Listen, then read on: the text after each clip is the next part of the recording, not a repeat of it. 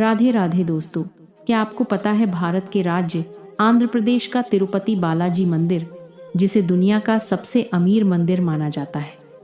इस मंदिर में हर महीने 300 से 400 करोड़ रुपए का दान आता है और इस मंदिर की कुल संपत्ति 2.5 लाख करोड़ रुपए है, जो दुनिया के कई देशों के बजट से भी कहीं ज़्यादा है। मंदिर के पास 11 टन से अधिक सोना जमा है, जिसमें 1000 किलोग्राम का सोने का मुकुट है, 2.5 टन का सोने का कवच और हजारों सोने के आभूषण शामिल हैं। लेकिन इतना ज़्यादा संपत्ति होने के बावजूद क्यों यहाँ के भगवान वेंकटेश्वर को कर्ज में डूबा हुआ माना जाता है? यह मंदिर भारत का ऐसा मंदिर है जो अपने अनसुलझे और चौंकाने वाले रहस्यों के लिए प्रसिद्ध है। यहाँ ऐसे ऐसे चमत्कार होते हैं जो विज्ञान और मानव सोच से परे हैं।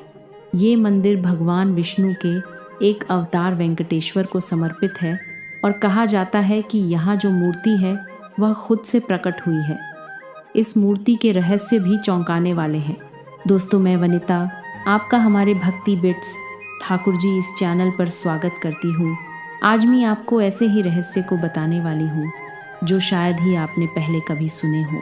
दोस्तों, मंदिर के गर्भगृह में हमेशा पंखा चलता रहता है, जिस कारण यहाँ का तापमान हमेशा 20 डिग्री सेल्सियस ही होता है। इसके बावजूद वेंकटेश्वर भगवान की मूर्ति से हमेशा पसीना बहता रहता है, जिसे पुजारी थोड़ी थोड़ी देर में पूछते रहते हैं। और साथ ही जब इस मूर्ति को चंदन के लेप से नहलाया जाता है तो इसकी छाती पर माता लक्ष्मी की आकृति दिखती है। तो क्या है इसकी असली सच्चाई? क्यों यह मूर्ति इतनी चमत्कारी है? एक और चौंकाने वाली बात तो ये है कि मूर्ति का पिछला हिस्सा देखने की सख्त मनाही है। माना जाता है कि इसके पीछे से गुप्त सुरंगें हैं। 1937 में एक युवा पुजारी रामानुजाचार्य इस मूर्ति के पीछे गए और वहाँ उन्होंने जो देखा वह हैरान करने वाला था। आखिर उन्होंने ऐसा क्या देखा? इस मंदिर में मिलने वाले प्रसाद के पीछे भी एक बड़ी और रहस्यमयी कहानी छुपी हुई है।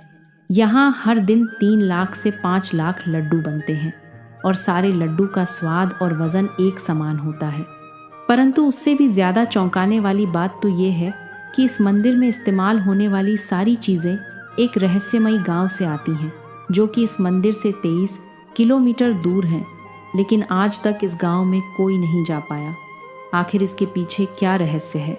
इस मंदिर में भगवान वेंकटेश्वर की मूर्ति के सामने एक दीपक 1000 वर्षों से जल रहा है, वह भी बिना तेल और बाती के। आखिर यह कैसे संभव है और किसने इस दीपक को जलाया?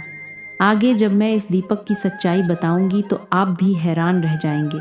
अगर आप इस दीपक को जलाया मंदिर में जाएंगे तो आपको एक प्रथा देखने को मिलेगी, वह है केश दान करने की। इस मंदिर में हर दिन हजारों श्रद्धालु अपने केश दान करते हैं, पर आखिर ऐसा क्यों? और चौंकाने वाली बात तो ये है कि वेंकटेश्वर भगवान की मूर्ति में लगा हुआ बाल असली है और कई हजार साल पुराना है। यह बाल न तो झड़ता है और न उलझता है। क्या यह विज्ञान है या कोई ऐसा चमत्कार जो हमारी समझ से परे है?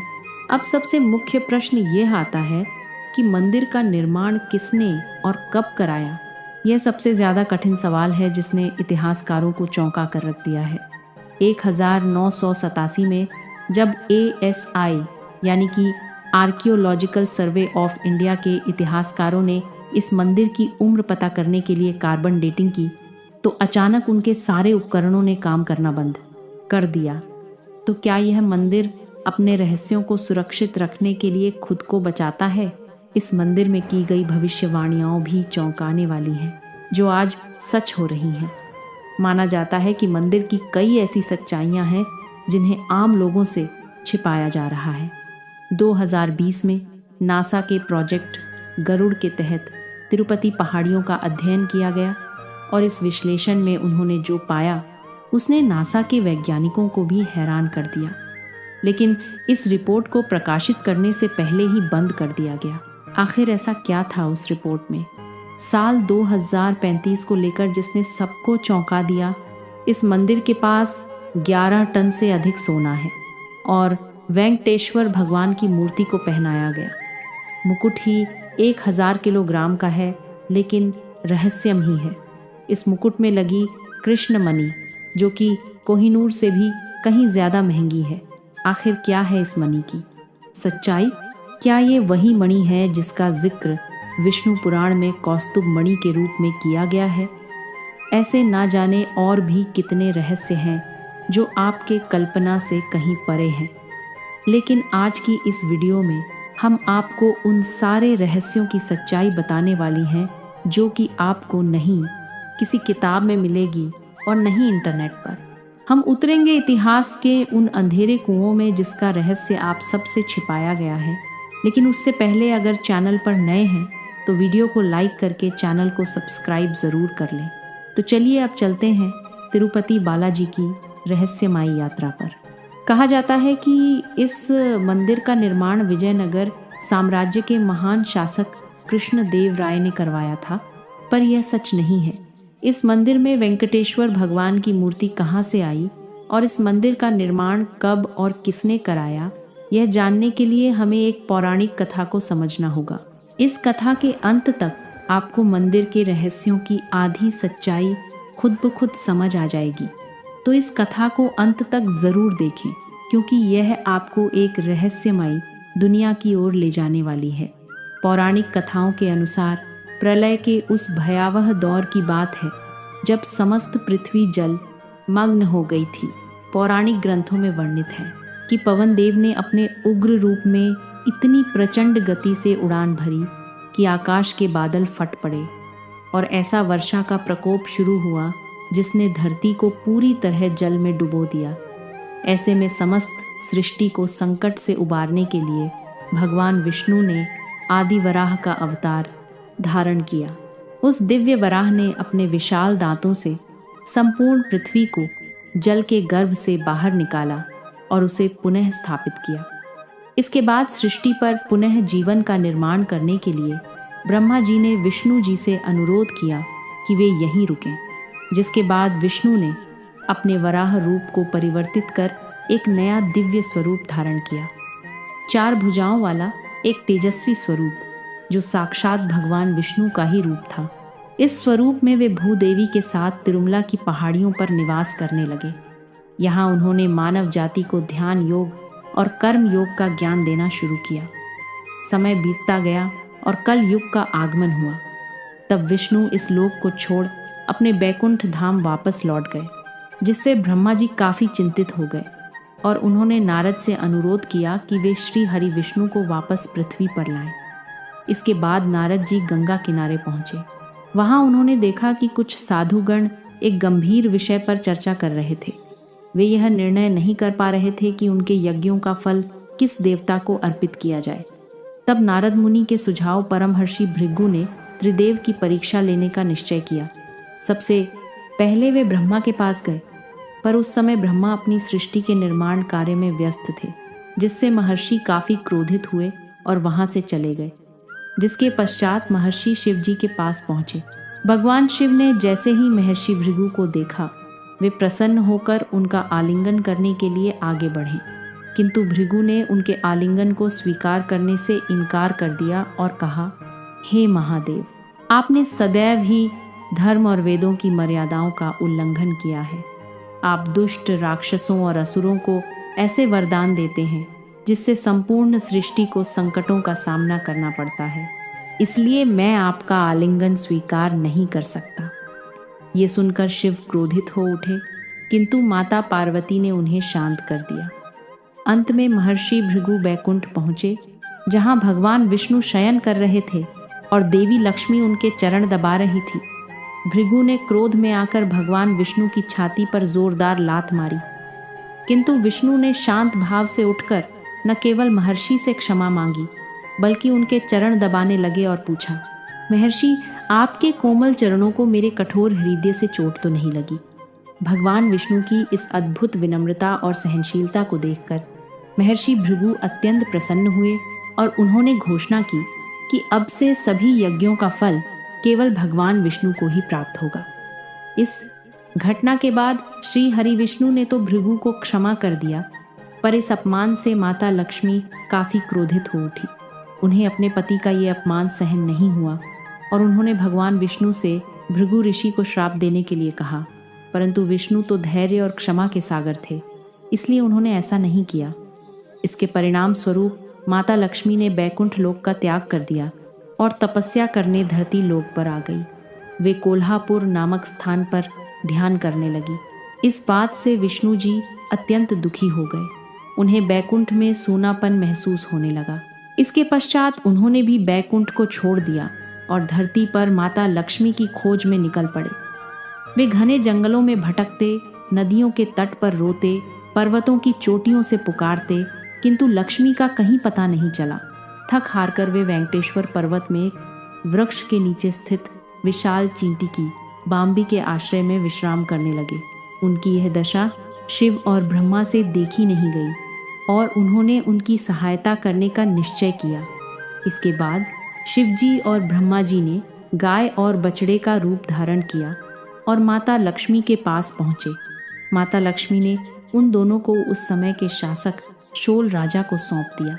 राजा ने उन्हें अपने महल की पशुशाला में रखवा दिया और उनकी जिम्मेदारी एक चरवाहे को सौंप दी। कुछ दिनों तक दूध देने के बाद एक दिन वह गाय अचानक दूध देना बंद कर देती है। इसके बाद एक रहस्यमय घटना घटने लगती है। गाय रोजाना कुछ समय के लिए गायब हो जाती और लौटते समय उसका थन खाली मिलता। चरवाहा हैरान था। एक दिन उसने गाय का पीछा किया तो देखा कि वह तिरुमला की एक पहाड़ी पर स्थित विशाल छींटी की बाम्बी के पास जाकर अपना संपूर्ण दूध उसके अंदर उड़ेल देती है।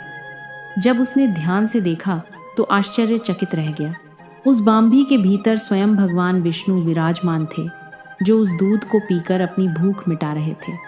क्रोध में आकर चरवाहे ने गाय की ओर कुल्हाड़ी फेंकी। तभी एक चमत्कार हुआ। विष्णु तुरंत प्रकट हो गए और गाय को बचाने के प्रयास में कुल्हाड़ी उनके माथे पर जा लगी। तब श्री हरि विष्णु ने क्रोध में आकर उस चरवाहे को वहीं पर मृत्यु दंड दिया। जब यह बात राजा को पता चली तो वे तुरंत वहां पहुंचे। तब विष्णु ने क्रोध में कहा, सेवक के पाप में उसके स्वामी की भी बराबर की हिस्सेदारी होती है। इस कारण मैं तुम्हें श्राप देता हूँ कि तुम अपना बचा हुआ जीवन राक्षस की भांति व्यतीत करोगे। इस श्राप को सुनकर राजा अत्यंत भयभीत हो गए और उन्होंने विष्णु जी से क्षमा याचना की। तब विष्णु जी का क्रोध शांत हुआ और उन्होंने राजा को वरदान देते हुए कहा, हे राजन, तुम्हारा अगला जन्म आकाश राजा के रूप में होगा। तुम्हारी एक पुत्री होगी जिसका नाम पद्मावती होगा और उसका विवाह मेरे वेंकटेश्वर स्वरूप से होगा। फिर राजा चोल का आकाश राजा के रूप में पुनर्जन्म हुआ और उनके घर पद्मावती नाम की एक सुंदर कन्या का जन्म हुआ। और उसी वक्त भगवान विष्णु ने भी वकुला नामक साध्वी के घर श्रीनिवास रूप में जन्म लिया, जो कि गरीब परिवार से आते थे।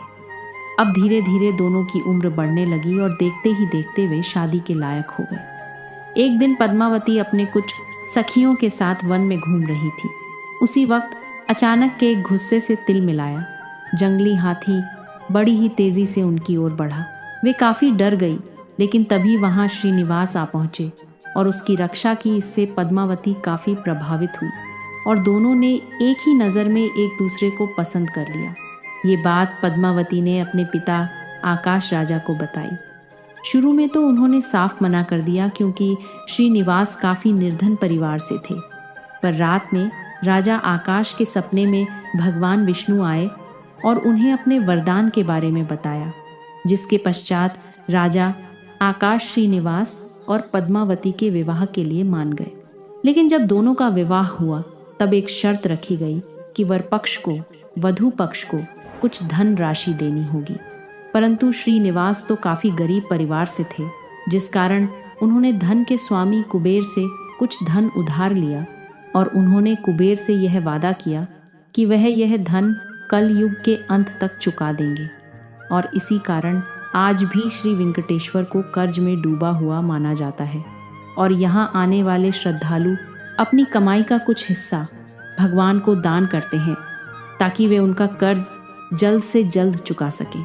आगे इस कथा के अनुसार जब श्रीनिवास और पद्मावती का विवाह हो जाता है, तब इस बात का पता माँ लक्ष्मी को चलता है। वह इस बात पर विश्वास नहीं कर पा रही थी कि उनके स्वामी ने किसी और कन्या के साथ विवाह कर लिया है, जिसके पश्चात पद्मावती और माता लक्ष्मी में विवाद हो गया।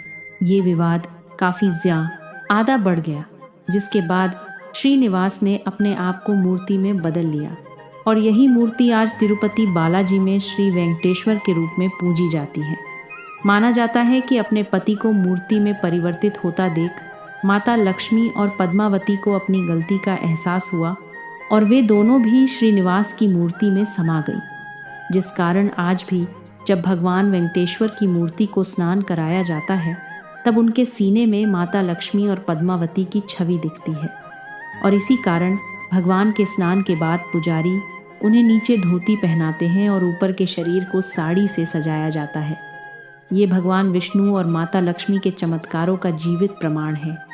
लेकिन मित्रों, क्या आपको पता है कि इस मंदिर का निर्माण किसने और कब करवाया? यह मंदिर का निर्माण एक चर्चा का विषय है। ईट मद्रास ने 2018 में शोध किया, जिसमें पाया गया कि मंदिर की दीवारों में इस्तेमाल हुए पत्थरों के बीच का फासला हमेशा 0.2 इंच रखा गया है। एक ऐसी परिशुद्धता जो आधुनिक लेज़र तकनीक के बिना असंभव मानी जाती है, पर आज से हजारों साल पहले इसे संभव किया गया। आखिर इस मंदिर का इतना भव्य और आधुनिक निर्माण किसने कराया? तो चलिए जानते हैं इस मंदिर के निर्माण का असली सच। लेकिन उससे पहले, अगर आपको जानकारी अच्छी लग रही है तो इसे लाइक करके चैनल को सब्सक्राइब ज़रूर करने। दोस्तों, आपने यह तो जान लिया कि यह मूर्ति यहाँ कैसे आई। अब हम आपको बताते हैं इस मंदिर के निर्माण की कहानी। तिरुपति के भव्य मंदिर का निर्माण इतिहास कई शताब्दियों के विकास की कहानी कहता है। 9वीं शताब्दी से प्राप्त शिलालेखों के अनुसार इस मंदिर का प्रारंभिक स्वरूप पल्लव राजवंश ने लगभग 825 ईस्वी के आसपास अस्तित्व में आया। हालांकि वर्तमान भव्य संरचना का श्रेय मुख्य रूप से विजयनगर साम्राज्य को जाता है। इस मंदिर का इतिहास 9वीं शताब्दी में पल्लव राजाओं के शासनकाल से शुरू होता है, जिन्होंने काले ग्रेनाइट पत्थर से मंदिर का प्रारंभिक गर्भगृह बनवाया। चोल राजवंश ने 11वीं शताब्दी में इसका विस्तार किया और 12 गांव मंदिर को दान में दिए।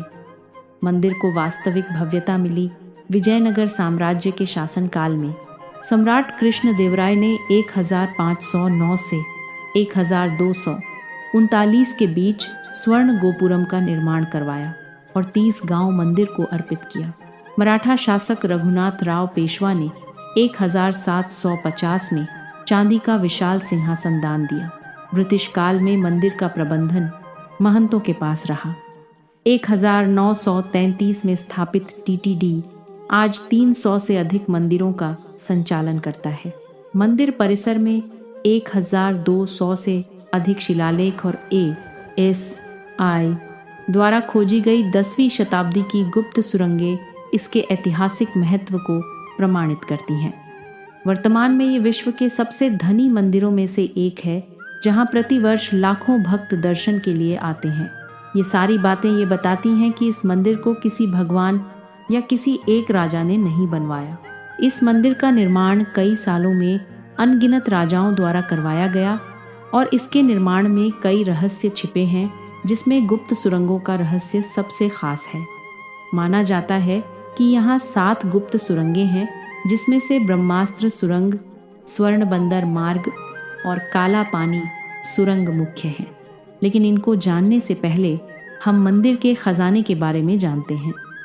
इस मंदिर के पास 2,50,00,000 करोड़ की संपत्ति है, जिसमें कई सारी चीज़ें शामिल हैं और साल भर मंदिर 2000 करोड़ से ज़्यादा खर्च करता है।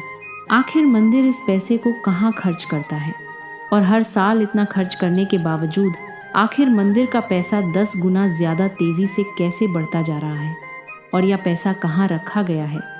इसकी सुरक्षा कौन करता है? तो चलिए जानते हैं इन सभी सवालों के जवाब। मंदिर की मासिक आय लगभग 300-400 करोड़ है, जबकि इसकी सालाना कमाई 5000 करोड़ से ऊपर पहुंच जाती है।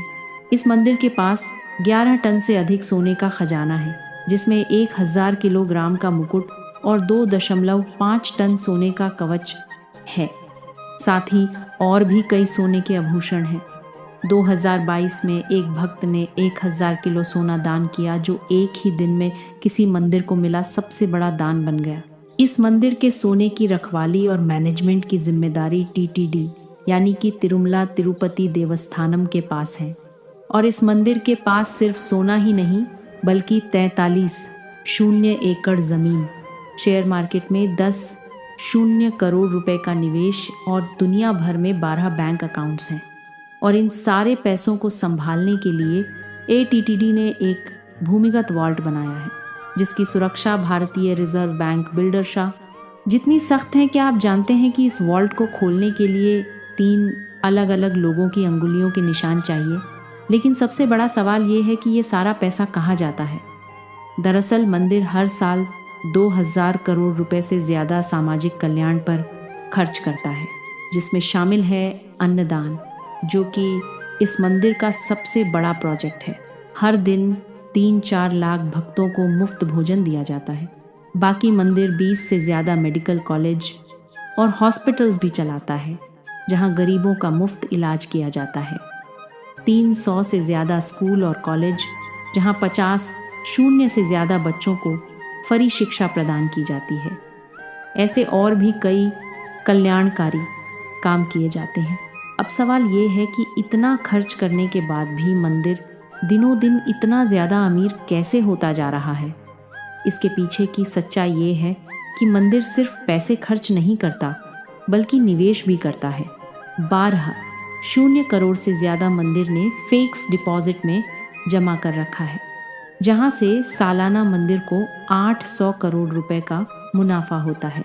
और साथ ही 10 करोड़ से ज़्यादा रुपए शेयर मार्केट में रिलायंस, टाटा और SBI जैसी कंपनियों पर लगाए हैं, जहां से उनको काफ़ी फ़ायदा होता है। ऐसे और भी कई जगह पर निवेश कर रखा है, जिससे मंदिर को काफ़ी ज़्यादा फ़ायदा होता है। और साथ ही हर साल श्रद्धालु भी लाखों रुपए दान करते हैं। यहाँ श्रद्धालु केवल धन नहीं बल्कि बाल का भी दान करते हैं, जो कि एक विचित्र मगर रहस्यमयी परंपरा है। आखिर यहाँ लोग अपने बाल क्यों दान करते हैं? तो चलिए जानते हैं इसकी सच्चाई।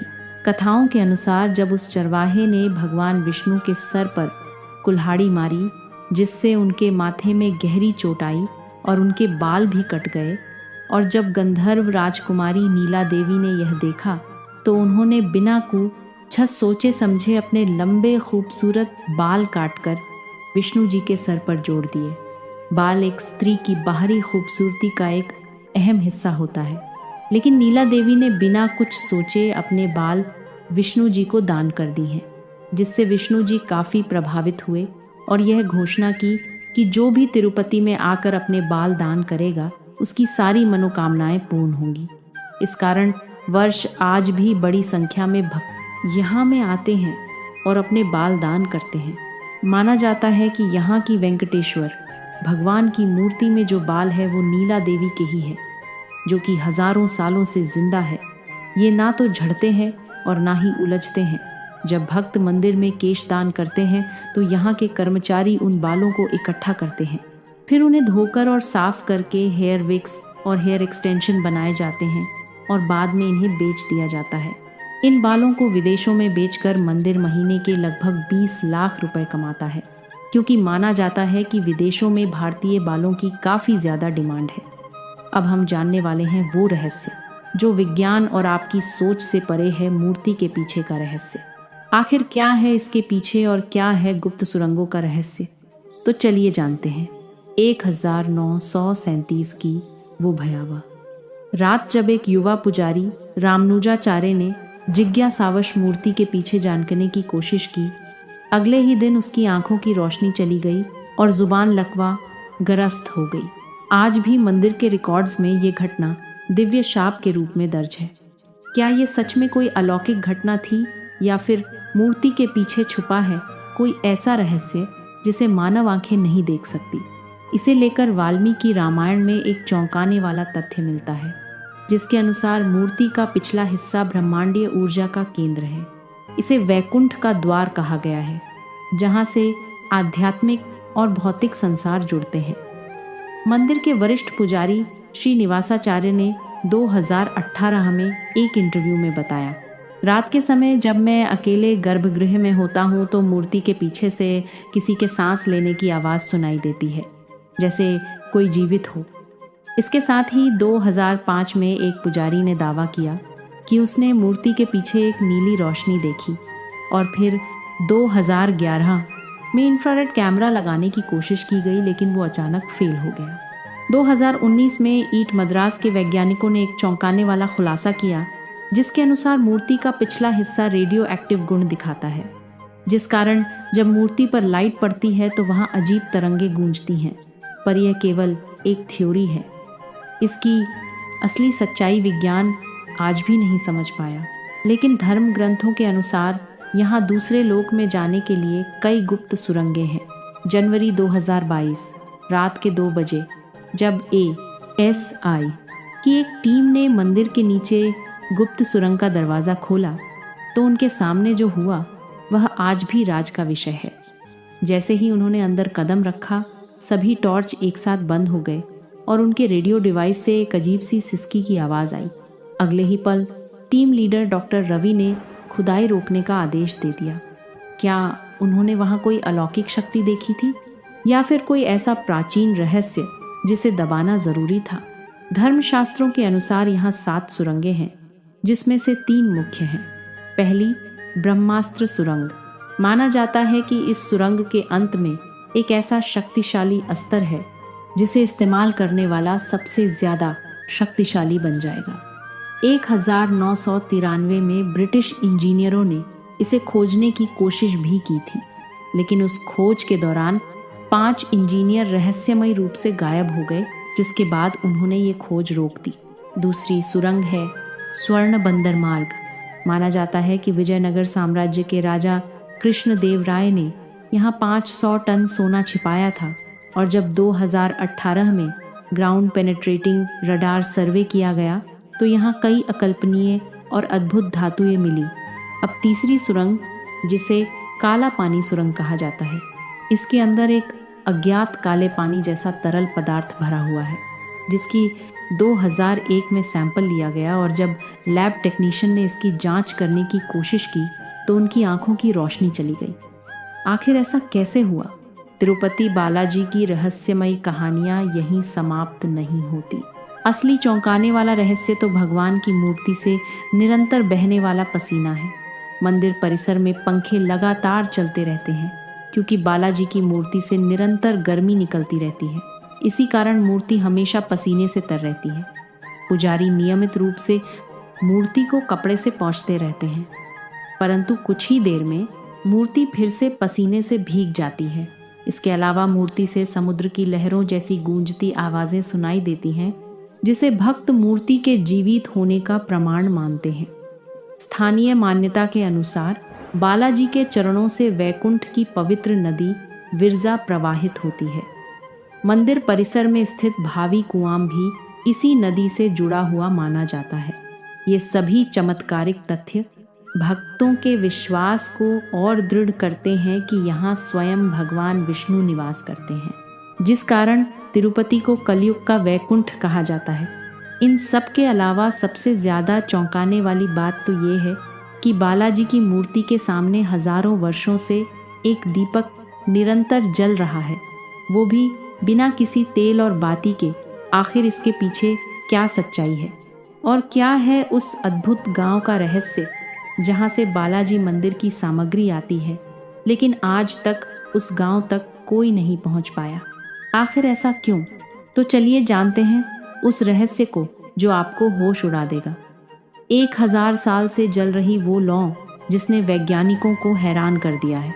आज से 1000 वर्ष पूर्व जब राजा कृष्णदेव राय ने पहली बार इस दीपक को जलवाया था, तब से आज तक यह एक पल के लिए भी नहीं बुझा।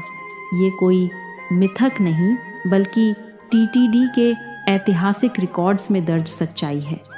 लेकिन सबसे चौंकाने वाला सवाल ये है, आखिर ये दीपक बिना तेल और बाती के कैसे जलता है?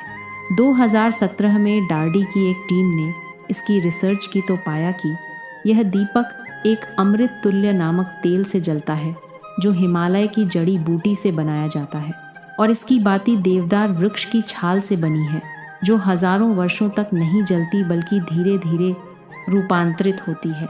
साथ ही वैज्ञानिकों ने बताया कि गर्भगृह की वेंटिलेशन सिस्टम इतनी परफेक्ट है कि हवा का प्रवाह दीपक को हमेशा जलाए रखता है। क्या यह भगवान की लीला है या फिर प्राचीन भारत की कोई दिव्य तकनीक जिसे आज भुला दिया गया है? कहा जाता है कि इस मंदिर में चढ़ने वाली हर एक चीज, चाहे वह दूध हो, फूल हो या कुछ और, वह मंदिर से 23 किलोमीटर दूर स्थित एक गांव से आती है। लेकिन ना तो आज तक किसी ने इस गांव का नाम सुना है और ना ही इसे कोई ढूंढ पाया है। इस गांव को खोजने का प्रयास बहुत से लोगों ने किया है, लेकिन ये आज तक एक रहस्य ही बना हुआ है। इस मंदिर से जुड़ी कई खतरनाक भविष्यवाणियां हैं जिन्हें नासा ने भी सच माना है। दोस्तों, अगर ये वीडियो और जानकारी पसंद आई हो तो इसे लाइक और शेयर ज़रूर कीजिएगा। अगर आपने हमारे चैनल को सब्सक्राइब नहीं किया है तो ज़रूर करिए